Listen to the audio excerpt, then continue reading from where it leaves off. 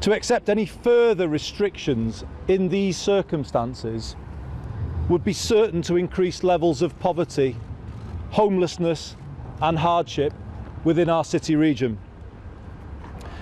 Let's be clear who is most affected by a Tier 3 lockdown. It is people working in pubs, in bookies, driving taxis, people too often forgotten by those in power.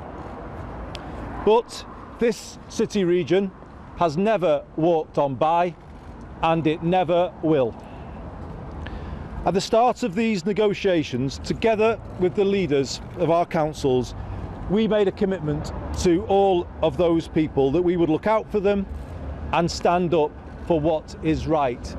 It cannot be right.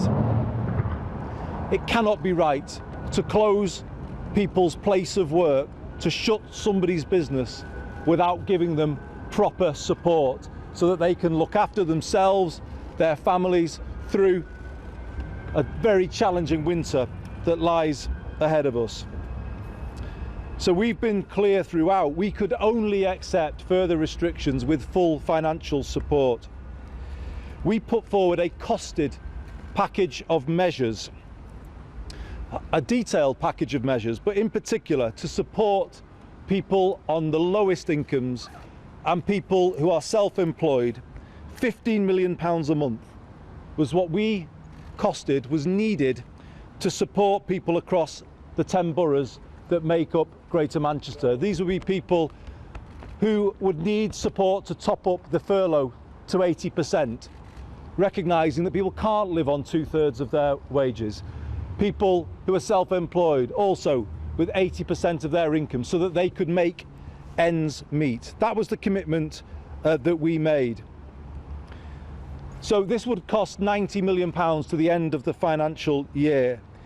In negotiations with the government, we were prepared to reduce our request to 75 million, and we even were prepared to go even lower, 65 million as the bare minimum, to prevent a winter of real hardship here. That is what we believe we needed to prevent poverty, to prevent hardship, to prevent homelessness.